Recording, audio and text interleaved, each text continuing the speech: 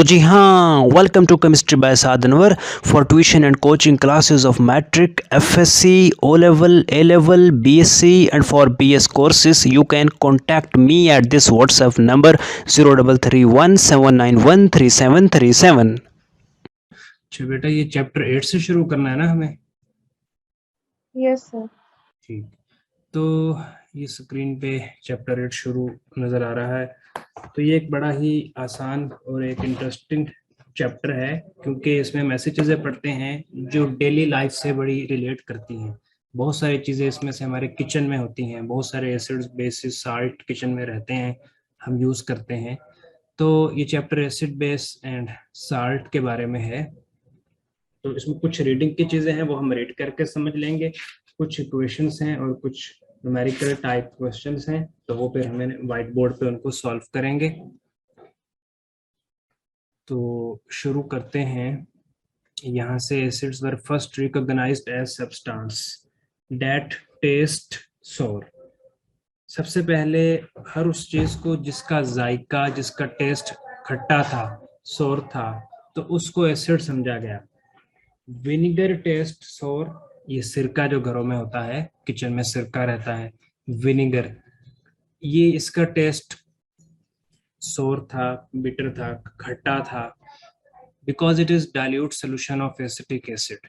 यहाँ से एक क्वेश्चन आता है कि विनेगर कौन से एसिड का डाइल्यूट सोल्यूशन है? Vinegar is a dilute solution of acetic acid. ये चीज एक अंडरलाइन कर लें। फिर नेक्स्ट एसिड है citric acid. Citric acid is responsible for the sour taste of lemon. ये जो लीमू होता है ये खट्टा होता है, उसकी वजह यह है कि लीमू में सिट्रिक एसिड होता है। लीमू का, लेमन का सोर test is just because of citric acid. इसके अलावा ये तो कुछ बातें थी एसिड्स के बारे में कि एसिड्स को देखना हो तो कुछ एसिड्स बड़े बड़े डेंजरस होते हैं, जैसे जो बैटरी में डलते हैं, जैसा कि सल्फ्यूरिक एसिड। ये बहुत डेंजरस एसिड होता है, इससे फौरन बर्न हो जाता है अगर जरा से भी टच कर जाए। या हाइड्रोक्लोरिक एसिड, और ये एसिड ऐसे एसिड हैं। या नाइट्रिक एसिड, ये एसिड ऐसे एसिड हैं जो एसिड रेन में भी होते हैं। अब एसिड रेन क्या है वो आगे जाकर हम देखेंगे। एसिड रेन में ये वाले एसिड होते हैं। तो आमतौर पे जो एसिड हम थोड़ा टेस्ट भी कर सकते हैं, उन्हीं को हम कह सकते हैं कि ये इसका कैसा टेस्ट है, सॉर टेस्ट है, कैसा टेस्ट है। तो वो एक विनेगर होता है जो dilute solution of acetic acid होता है, या फिर लेमन के अंदर सिट्रिक एसिड होता है। एसिड्स के अलावा बेसिस भी होते हैं। बेसिस को हम कभी कभार अल्केलीज कहते हैं। तो यहाँ पर आप एक क्वेश्चन नोट कीजिएगा कि what is the difference between base and alkali. ये इस क्वेश्चन को हम आंसर करेंगे लेटर ऑन कि what is the difference between bases and alkalis. Bases and alkalis एक तरह से सेम चीज लगती है, लेकिन इसमें टेक्निकल डिफरेंस होता है।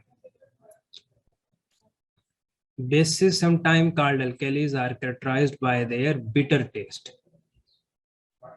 बेसिस का बिटर टेस्ट होता है, एसिड्स का सॉर टेस्ट होता है। बिटर का मतलब होता है जो जरा चुभने वाला हो, तल्ख हो। सॉर जो जरा खट्टा होता है। And slippery feel. और बेसिस ऐसे होती हैं जैसे साबुन होता है, यानी जैसे साबुन में एक स्लिपरी फील आती है। साबुन को हाथ में लें, सोप को हाथ में लें, तो उसमें एक स्लिपरी फील होती है, वो स्लिप होके कई दफा हाथ से गिरता है। तो बेसिस में भी एक ऐसा ही स्लिपरी फील होती है, बिटर टेस्ट होता है। Commercial preparation for unclogging drains are highly basic. ऐसे ऐसे मटेरियल बनाए जाते हैं जो अनक्लॉगिंग ड्रेन्स, यानी कि ड्रेन कहते हैं वो पानी जो वेस्ट वाटर होता है जिसने घर से बाहर जाना होता है, वो अनक्लॉगिंग हो, यानी वो चिपकने वाला ना हो। अनक्लॉगिंग, क्लॉग का मतलब उसे कहते हैं जो इकट्ठा हो जाए और फिर वहां पे चिपक जाए और फिर मजीद पानी ना गुजर सके। तो हमें एक ऐसा ड्रेनेज सिस्टम चाहिए होता है जो जहाँ पानी का बहाव चलता रहे, जहाँ पानी क्लॉग ना करे, अनक्लॉगिंग ड्रेन रहे। अनक्लॉगिंग ड्रेन आर हाईली बेसिक, क्योंकि जो भी चीज स्लिपरी होती है तो वो इजीली जरा पास आउट हो जाती है। तो अनक्लॉगिंग ड्रेन में हम बेस यूज करते हैं, यानी कमर्शियल प्रेपरेशन। अनक्लॉगिंग ड्रेन ऐसा मटेरियल जो चिपकने वाला ना हो, जो जमने वाला ना हो, जो इकट्ठा ना होता हो, उसमें हम बेस यूज करते हैं, वो बेसिक इन नेचर होता है। फिर यहाँ पर डेफिनेशन लिखी हुई है साल्ट की। Salt is an ionic substance that result from the neutralisation of an acid and a base. कि जब भी कोई एसिड किसी बेस के साथ रिएक्ट करता है तो दो चीजें बनती हैं, उसमें से एक चीज होती है साल्ट और एक होता है water. Acid base chemistry is very important, क्योंकि ये हमारी एवरीडे लाइफ के साथ बड़ी कनेक्टेड होती है। Acid base chemistry is very important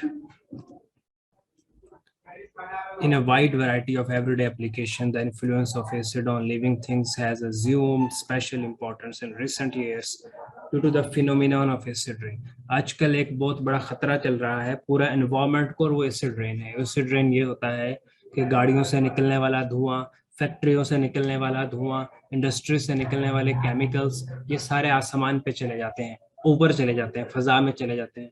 वहां जाकर ये सारे केमिकल्स बारिश के पानी में मिक्स हो जाते हैं, और वो बारिश का पानी जब बरसता है तो उस बारिश के पानी में बहुत सारा मटेरियल होता है जो एसिड इन नेचर है। एक सेकंड। तो बारिश का वो सारा पानी फिर एसिड रेन कहलाता है, यानी ऐसी बारिश जिसमें एसिड के कंटेंट होते हैं।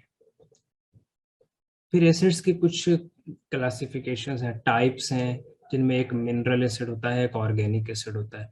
जो मिनरल एसिड होता है ये बड़ा स्ट्रॉन्ग एसिड होता है, बड़ा खतरनाक एसिड होता है। ये सल्फ्यूरिक एसिड, नाइट्रिक एसिड और हाइड्रोक्लोरिक एसिड, ये सब चीजें आती हैं मिनरल एसिड में। तो यहाँ से एक एमसीक्यू आ सकता है कि जो खाने पीने की चीजें हैं उसमें कौन सा एसिड होता है, मिनरल एसिड या ऑर्गेनिक एसिड। खाने पीने की चीजों में ऑर्गेनिक एसिड होता है, फूड वगैरह में। और एसिड रेन में कौन सा एसिड होता है, वो मिनरल एसिड होता है।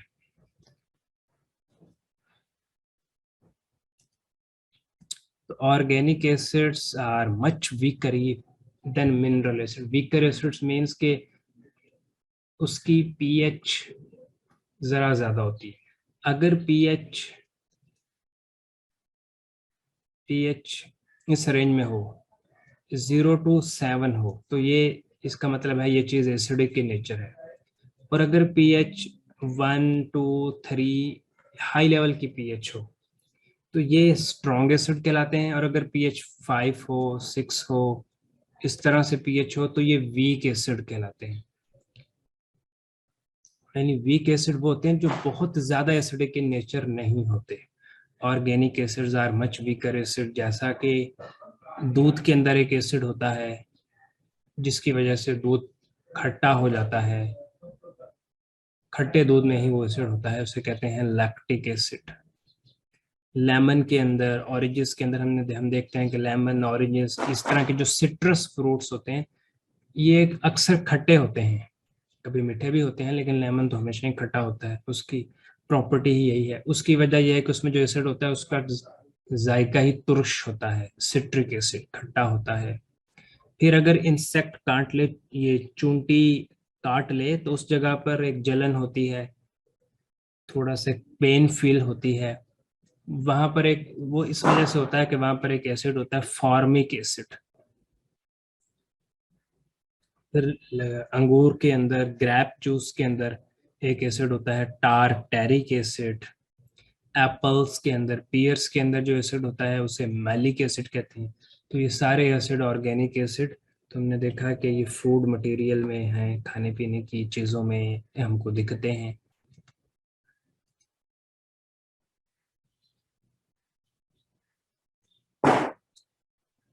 अब एसिड्स का पता कैसे चलाया जाता है? किसी चीज के बारे में कब कहा जाता है कि वो एसिड है? किसी चीज के अगर आप मोबाइल पे क्लास ले रहे हो तो ऑटो रोटेट ऑन करके हॉरिजॉन्टल फोन को रखिएगा, उससे ज्यादा क्लियर दिखता है। तो किसी चीज के बारे में कब कहा जाता है कि वो एसिड है? किसी चीज के बारे में उस वक्त केमिस्ट्री में उस वक्त उसको एसिड बोला जाता है अगर वो हमें हाइड्रोजन आयन दे। अगर वो चीज हमें हाइड्रोजन आयन दे तो हम कहते हैं कि ये एसिड इन नेचर है। यानी एसिड की एक निशानी होती है कि एसिड्स हमें हाइड्रोजन आयन देते हैं। Acids gives hydrogen ion. अब ये एसिड हमें हाइड्रोजन आयन कहाँ पे देते हैं? एसिड्स हमें हाइड्रोजन आयन सिर्फ उस वक्त देते हैं जब हम एसिड्स को पानी में डालें। यानी किसी भी मटेरियल के बारे में, किसी भी सब्सटेंस के बारे में ये चेक करना, किसी भी सब्सटेंस के बारे में ये चेक करना कि वो एसिड है, तो उसके लिए ज़रूरी है कि हम वाटर यूज़ करें। हम उसके चंद कतरे वाटर में डालें, क्योंकि वाटर एक ऐसा मीडियम है जिसमें एसिड जाकर हाइड्रोजन आयन देता है। एसिड पड़ा पड़ा हाइड्रोजन आयन नहीं देता, एसिड हवा में हाइड्रोजन आयन नहीं देता। एसिड सिर्फ उस वक्त हाइड्रोजन आयन देता है जब एसिड को वाटर में डाला जाए। जैसा कि एक HCl है, हाइड्रोजन हाइड्रोक्लोरिक एसिड, इसे हाइड्रोजन क्लोराइड भी कहते हैं, हाइड्रोक्लोरिक एसिड। ये स्टमक में भी होता है, फूड को डाइजेस्ट करने के लिए बायो में आते हैं, ऐसा कुछ देखा होगा। तो HCl ये कोवलेंट सब्सटेंस है, कोवलेंट इन नेचर होता है, मतलब इसमें कोवलेंट बॉन्ड होता है, कोवलेंट इन नेचर होता है। तो ये HCl जब पानी में जाता है तो उस वक्त जाकर ये हाइड्रोजन आयन देता है, वैसे पड़ा पड़ा हाइड्रोजन आयन नहीं देता। अब HCl को जैसे ही हम वाटर में डालते हैं तो वहां पर एक काम होता है, और वो काम ये होता है कि HCl फौरन से अपना हाइड्रोजन आयन देता है। और हाइड्रोजन आयन, ये एक बड़ी इंपॉर्टेंट बात है कि हाइड्रोजन आयन वाटर में कभी हाइड्रोजन आयन के तौर पे नहीं रहता। हाइड्रोजन आयन को जैसे ही वाटर मिलता है, हाइड्रोजन आयन फौरन H3O पॉजिटिव हाइड्रोनियम आयन में कन्वर्ट हो जाता है।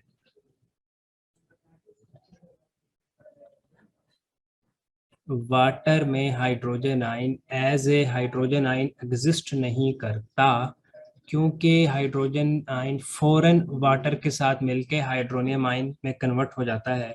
द रीज़न इज कि अगर हम वाटर का स्ट्रक्चर देखें तो वाटर में जो ऑक्सीजन होती है उसमें 2 लॉन पेयर होते हैं,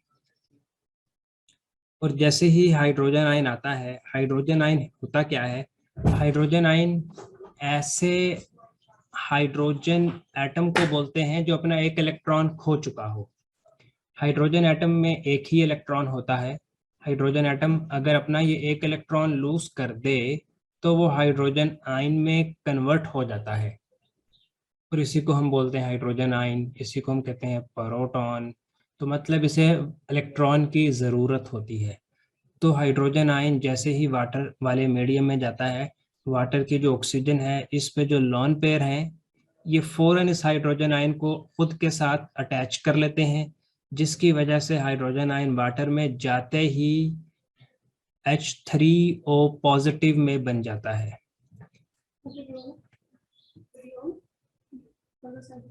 नहीं, तो H3O पॉजिटिव में बन जाता है। O पॉजिटिव इसलिए कि जो भी एटम इलेक्ट्रॉन देता है उस पे पॉजिटिव चार्ज आता है। तो HCl को जैसे ही हम वाटर में डालते हैं, ये HCl फौरन से हाइड्रोजन आयन देता है।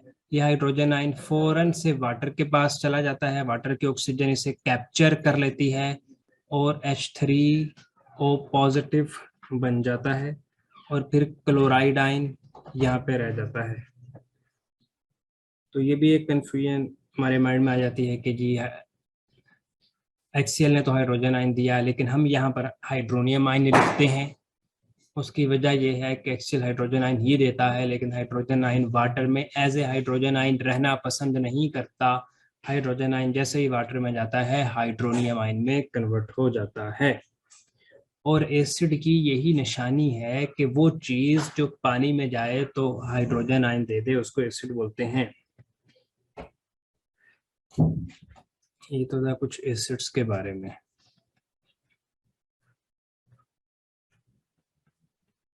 फिर है बेसिस।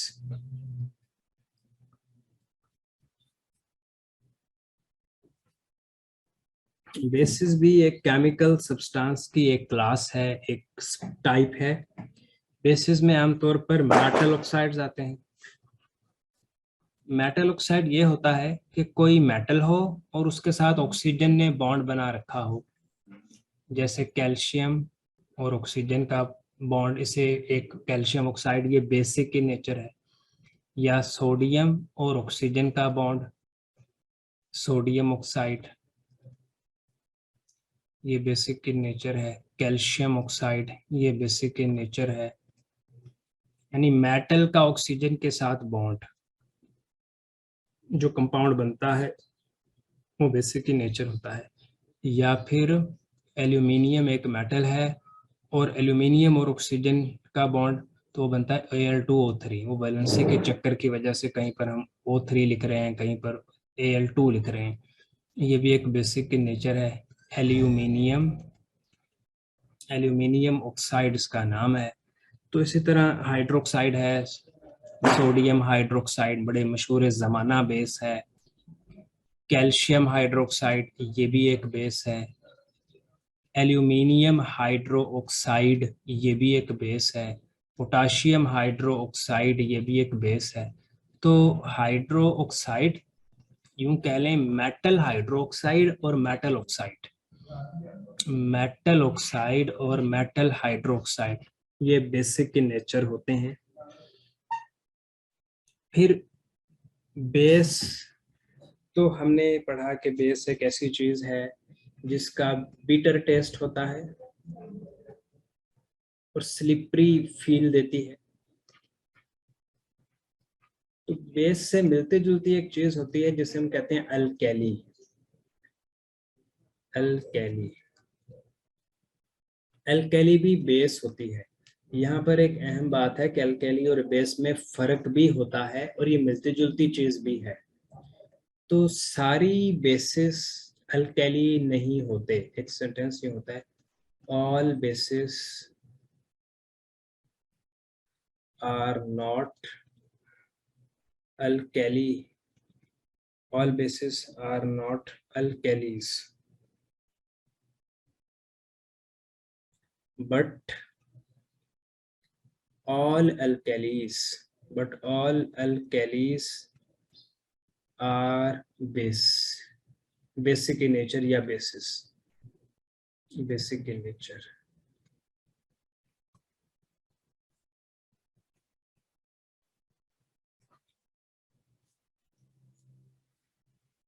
ये बात इस तरह से है कि जरूरी नहीं है कि जितनी भी बेसिस होंगी वो अल्कैली होंगी, लेकिन ये जरूरी है कि जो भी अल्कैली होगी वो लाजमन बेसिक इन नेचर होगी।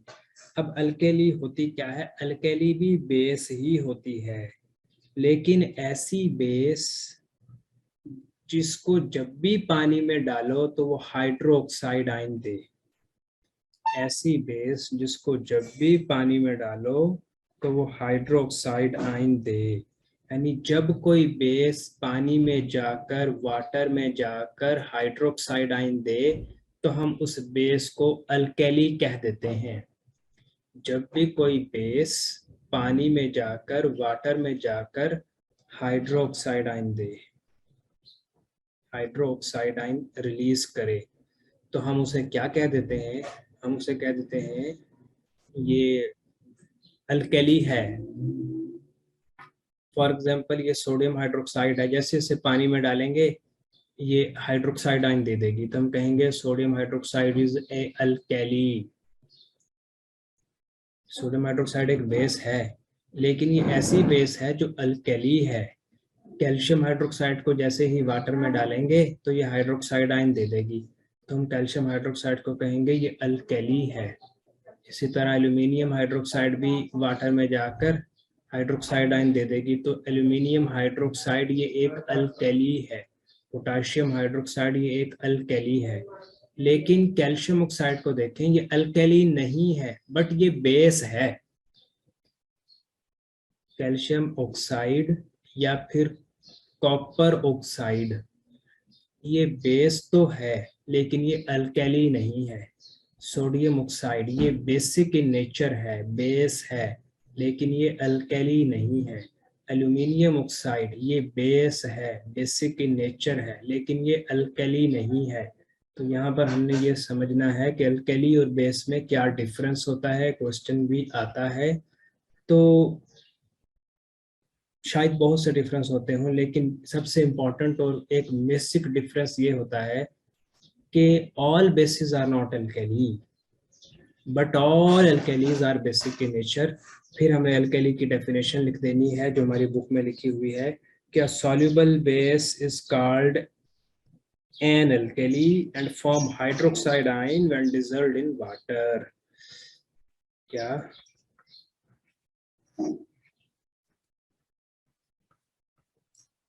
a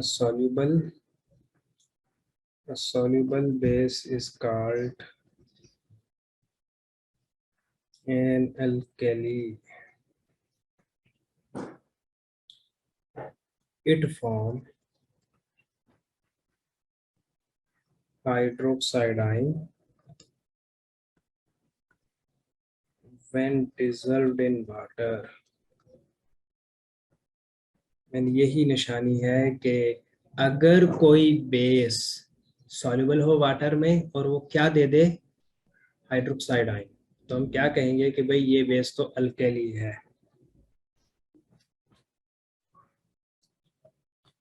ये एक बात है। दूसरी बात ये है कि जो बेसिस होती हैं, आमतौर पर जो बेसिस होते हैं, अगर हम उनका वाटर से रिएक्शन करवा दें तो अल्कली बन जाती है।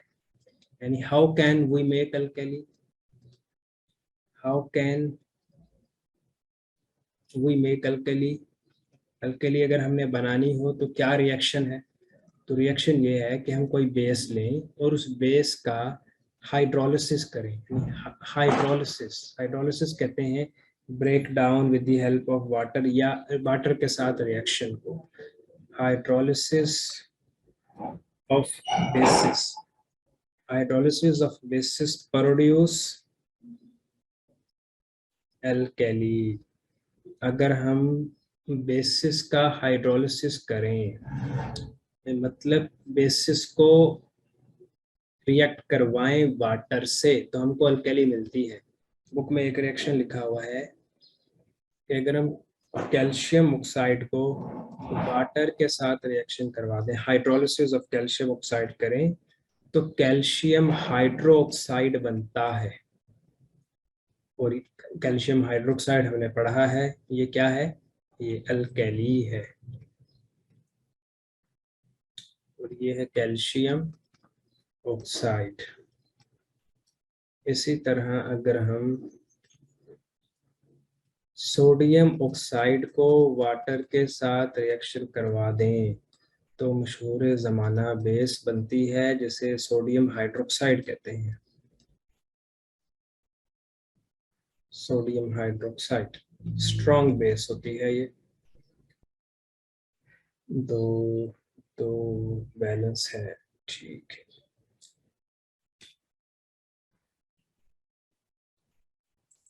अब यहाँ पर इस रिएक्शन में हमने एक बात समझाने की कोशिश की है कि जो कैल्शियम ऑक्साइड है ये बेसिक इन नेचर है, मतलब बेस है।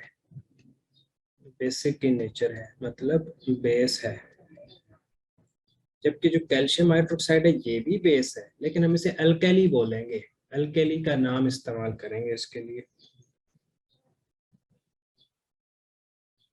फिर अल्कलीज की बुक में इंपॉर्टेंस बताई गई है कि alkalis are important in soap and detergent manufacture. इसीलिए आपने देखा होगा कि जितने भी साबुन सर्फ होते हैं उनमें स्लिपरी फील होती है। यानी वो स्लिप बड़ी जल्दी करते हैं क्योंकि वो बेस से प्रोड्यूस की कराए जाते हैं, और बेस की तो निशानी ही ये है कि वो स्लिपरी स्लिपरी फील होती है, बिटर टेस्ट होता है। टेस्ट तो हमने नहीं की है इसका साबुन वगैरह, लेकिन अगर करें तो हमें उस बिटर टेस्ट ही मिलेगा। फिर एक मशहूर रिएक्शन होता है जिसे कहते हैं, बड़ा फेमस रिएक्शन है, न्यूट्रलाइजेशन रिएक्शन। Neutralisation reaction. अब न्यूट्रलाइजेशन रिएक्शन ये है कि जब भी कोई एसिड किसी अल्कैली के साथ रिएक्ट करे या बेस के साथ रिएक्ट करे, पहले हम न्यूट्रलाइजेशन रिएक्शन की डेफिनेशन लिख देते हैं।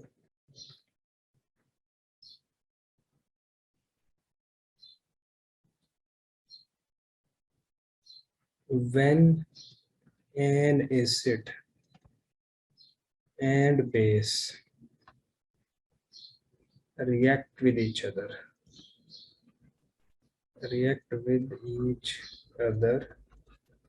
तो दो चीजें बनती हैं, salt and water are formed. This reaction is called neutralization reaction. This reaction is called neutralization reaction.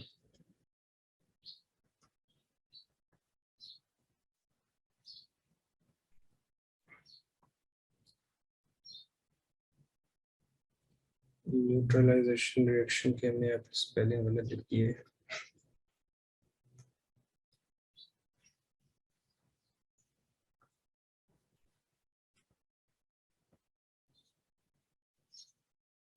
Neutralisation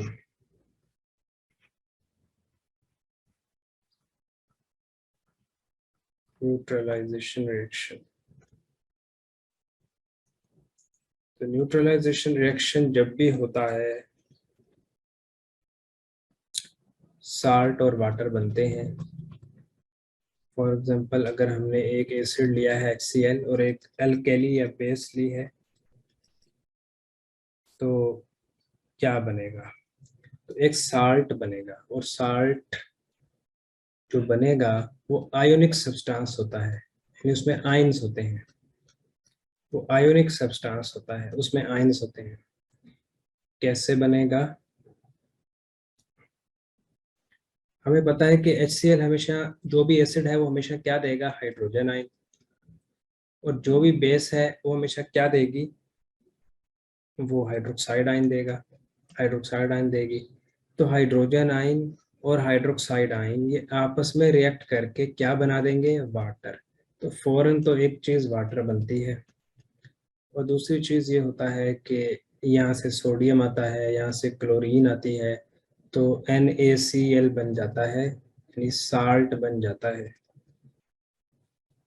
अब ये साल्ट जो बना है ये न्यूट्रल भी हो सकता है, यहाँ पे NaCl न्यूट्रल है। ये साल्ट एसिडिक भी हो सकता है, ये साल्ट बेसिक भी हो सकता है।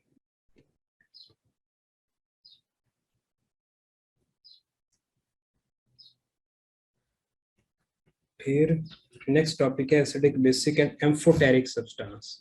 तो एसिडिक सब्सटेंस क्या है, बेसिक सब्सटेंस क्या है, और एम्फोटेरिक सब्सटेंस क्या है?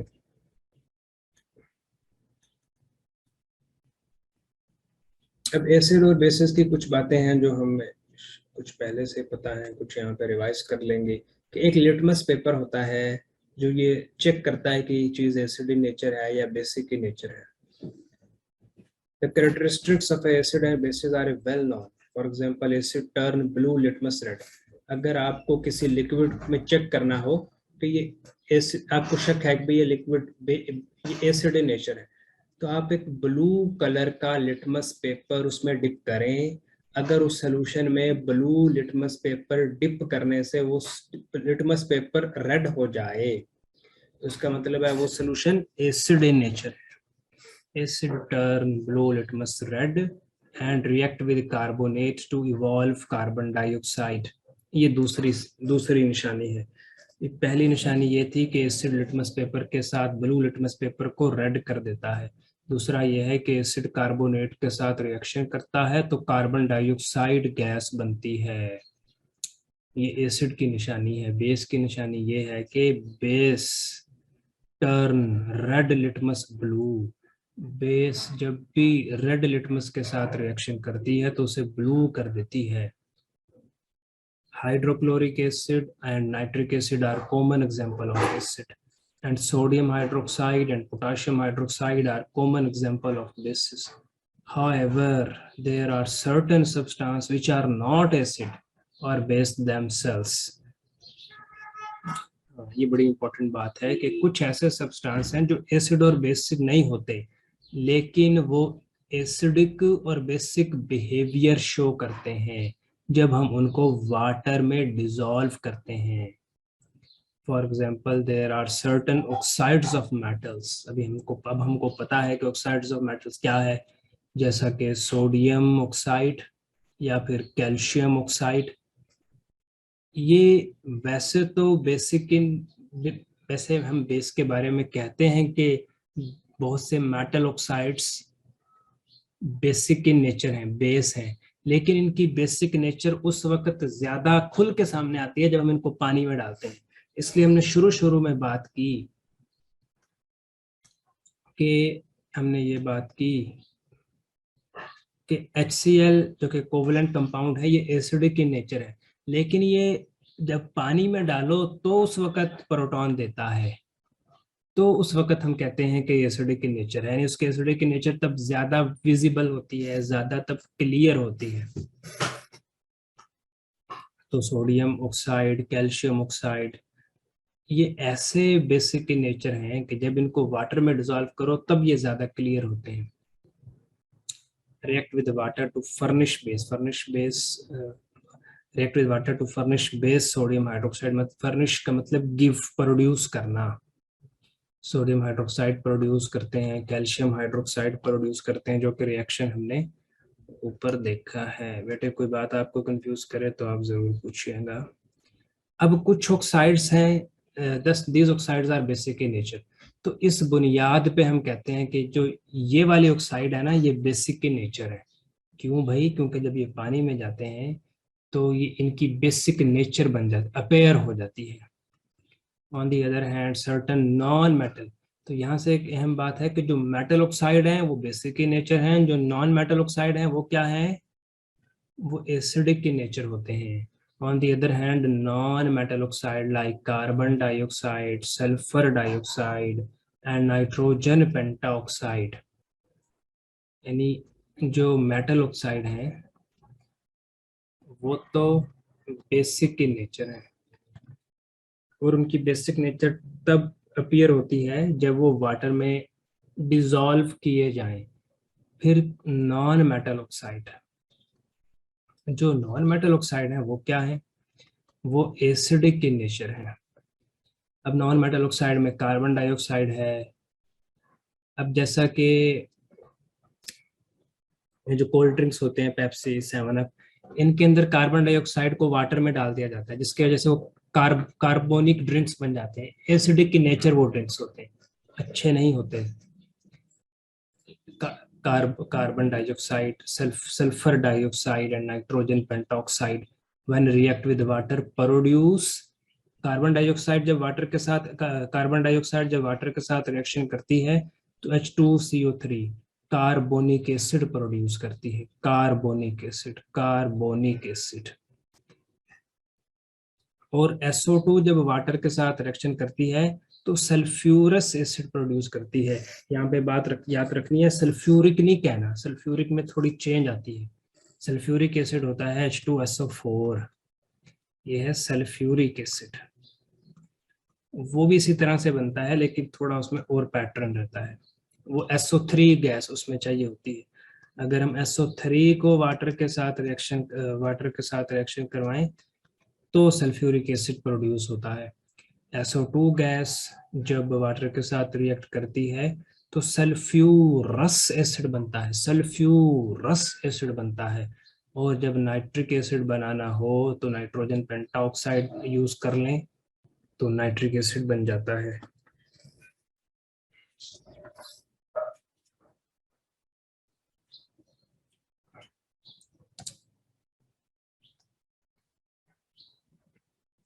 अब कुछ ऑक्साइड्स ऐसे होते हैं जिनको हम बॉर्डर लाइन केस कहते हैं। बॉर्डर लाइन ये होता है जो बॉर्डर पे हो, मतलब कि वो एसिडिक भी हो जाते हैं, जरूरत पड़ने पर बेसिक भी हो जाते हैं।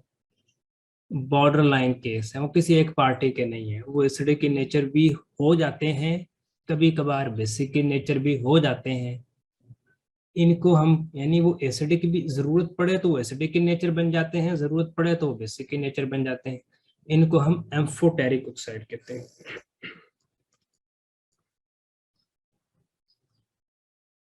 एम्फोटेरिक, एम्फोटेरिक कहते हैं, amphoteric.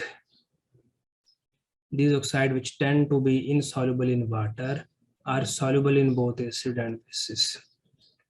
They are said to be amphoteric in character, that is both acidic and basic. यानी एम्फोटेरिक का मतलब जो एसिडिक भी हो जो बेसिक भी हो। एग्जांपल याद रखनी है Al2O3, हमने इसको बेसिक कहा था, बेसिकली ये एम्फोटेरिक कहना इससे ज्यादा अच्छा रहेगा। बेसिक भी है लेकिन एसिडिक भी हो जाता है। ये वाली बात तफसील से हम नेक्स्ट क्लास में, शाम की क्लास में डिस्कस कर लेंगे, क्योंकि अभी 11:30 पे मेरी एक और क्लास है, क्योंकि मुझे पता नहीं था आज आपकी क्लास होगी, इसलिए हमने 11 o'clock एक क्लास मैनेज कर ली थी, फिर हमने उसे थोड़ा चेंज कर लिया। इंशाल्लाह नेक्स्ट ऑनवर्ड आपको 11 वाला स्लॉट देंगे। बेटे कोई बात पूछना चाहें तो आप पूछ लें।